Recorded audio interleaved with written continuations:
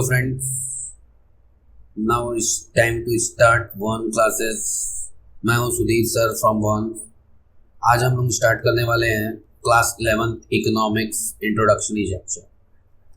तो first of all आज हम लोग इकोनॉमिक्स के बारे में जानेंगे, क्योंकि क्लास 11th इकोनॉमिक्स। तो सबसे पहले इंट्रोडक्शन में आते हैं कि what do you mean by economics. Economics होता क्या? तो मैंने इसको जो पैराग्राफ वाइज था उसको एरोज में बना के किया है ताकि ज़्यादा आसानी से समझ आ सके। तो आइए पढ़ते हैं what do you mean by economics. तो यहाँ लिखा हुआ है economic is a science. Economics क्या है? एक साइंस है ऑफ क्या? Human behaviour. Economic is a science of human behaviour and allocation of scarce. Scarce का मतलब हिंदी में बोले जाए कमी, शॉर्ट है। तो फिर से एक बार, economic is a science of human behaviour and allocation of scarce and consumer maximise. यहाँ पर एक वर्ड आया कंज्यूमर, यहाँ पर एक वर्ड आया क्या? कंज्यूमर मैक्सिमाइज देयर क्या? सेटिस्फैक्शन। मतलब यहाँ पे जो कंज्यूमर है इकोनॉमिक्स में अपने सेटिस्फैक्शन को बढ़ाने के लिए, मैक्सिमाइज करने के लिए काम करता है। एंड प्रोड्यूसर, एक और वर्ड आया यहाँ पर producer can maximise their profit. जैसे कंज्यूमर पहला वर्ड था यहाँ पर कंज्यूमर, दूसरा वर्ड था प्रोड्यूसर, और फिर एक तीसरा वर्ड आया है यहाँ पर society can maximise their social welfare, which means यहाँ पर इकोनॉमिक्स में 3 या 4 टर्म में हम बात किए। पहला टर्म मेन एसेंशियल था यहाँ पर जिसकी बात हुई थी, वो था कंज्यूमर। दूसरा इसमें मेन था इकोनॉमिक्स में प्रोड्यूसर, और तीसरा इसमें मेन चीज था इकोनॉमिक में सोसाइटी। मतलब इन तीनों चार चीजों में ही हमारा इकोनॉमिक्स क्या है? डिफाइन। कंज्यूमर, प्रोड्यूसर और सोसाइटी, इन 3 चीजों में हमारा इकोनॉमिक डिफाइन है। कैसे? सबसे पहले कंज्यूमर क्या करता है? जो गुड्स को क्या करेगा? कंज्यूम करेगा। तो कंज्यूमर यही चाहेगा कि मैं ज़्यादा से ज़्यादा गुड्स का कंजम्पशन कर सकूं। और उसके बाद दूसरा है प्रोड्यूसर इकोनॉमिक्स में ये चाहेगा कि जितना भी गुड्स प्रोड्यूस हुआ है, जो भी गुड्स प्रोड्यूस हुआ है, वो उन गुड्स को ज़्यादा से ज़्यादा मैक्सिमाइज कर सके, क्योंकि प्रोडक्शन बढ़ेगा तो सेल बढ़ेगा तो प्रॉफिट बढ़ेगा। तो ये हमारी समझने की बात है कि प्रोड्यूसर क्या करता है? गुड्स को प्रोड्यूस करता है। क्यों? क्योंकि जब कंज्यूमर किसी गुड्स की डिमांड करता है तब जाके प्रोड्यूसर क्या करता है? उस गुड्स को प्रोड्यूस करता है। और इकोनॉमिक्स में एक और चीज आती है सोसाइटी यहाँ पे क्या करेगी? सोसाइटी ये चाहेगी कि ज्यादा से ज्यादा हमारे वेलफेयर के लिए काम किया जाए, हमारी सोसाइटी के लिए काम किया जाए। तो वही था इकोनॉमिक क्या था? Economic is a science of human behaviour and allocation of scarce consumer maximise their satisfaction. मतलब इकोनॉमिक क्या है? एक साइंस है, इसका साइंस है ह्यूमन बिहेवियर का। इकोनॉमिक क्या है? साइंस है ह्यूमन बिहेवियर का। एंड अलोकेशन ऑफ स्कार्स मतलब कमी, जो भी डिस्ट्रीब्यूशन में कमी हो रही है उसमें कंज्यूमर क्या करे? मैक्सिमाइज करे अपने सेटिस्फैक्शन को, और प्रोड्यूसर क्या करे? मैक्सिमाइज करे अपने प्रॉफिट को। और सोसाइटी क्या मैक्सिमाइज करना चाहेगी? सोसाइटी ये मैक्सिमाइज करना चाहेगी कि हमारे सोशल वेलफेयर के लिए कितनी चीजें काम करने वाली है। समझ आया दोस्तों? इकोनॉमिक्स क्या है? समझ आया? तो इकोनॉमिक्स क्या था? इकोनॉमिक्स एक ऐसा साइंस था जो ह्यूमन बिहेवियर पर वर्क करता था और जिसमें कंज्यूमर मैक्सिमाइज करता था अपने सेटिस्फैक्शन को, consumer can maximise our satisfaction and producer can maximise profit, producer उसमें मैक्सिमाइज करता था अपने प्रॉफिट को, और सोसाइटी क्या करती थी, सोसाइटी अपने वेलफेयर के बारे में सोचा करती थी। तो ये जो सारे एक्टिविटीज हुए हैं इज कॉल्ड इकोनॉमिक्स। समझ आया, ये सारी चीजें क्या है, इकोनॉमिक्स। जैसे कीवर्ड या समझने लायक लेते हैं, who is a father of economics. तो who is the father of economics, तो इकोनॉमिक्स के फादर मतलब जनक जो इकोनॉमिक को बनाए हैं कौन है, Adam Smith is a father of economics. तो फादर ऑफ इकोनॉमिक कौन है, एडम स्मिथ। एडम स्मिथ कौन है, father of economic. Adam Smith is a father of economic.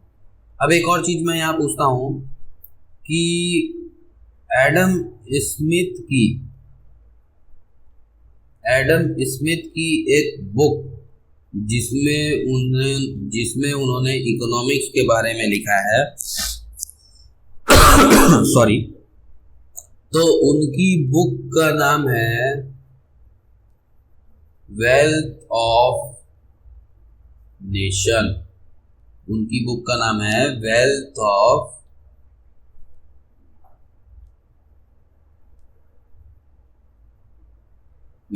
Nation. ठीक है, समझ आया। एडम स्मिथ की बुक का नाम है वेल्थ ऑफ नेशन। ठीक है, और एडम स्मिथ कौन है, who is the Adam Smith, Adam Smith is the father of economic. ये चीजें याद रखने वाली हैं। ठीक है, आगे बढ़ते हैं। आगे अपन एक क्वेश्चन लेते हैं दूसरा,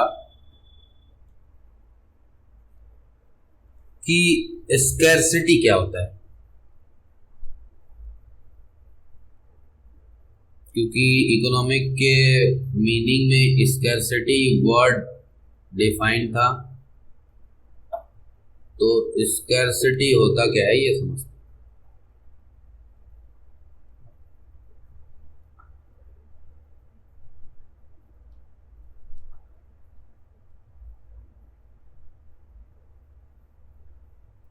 स्कैरसिटी, आइए स्कैरसिटी क्या होता है। तो scarcity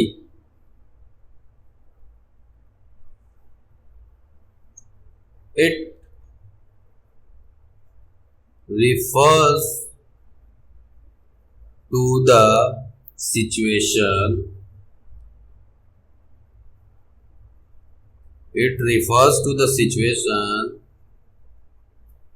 when what you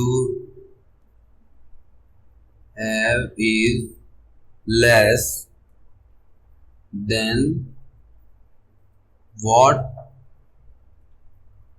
you wish। बहुत अच्छा वर्ड है, कीवर्ड है ये, wish to have।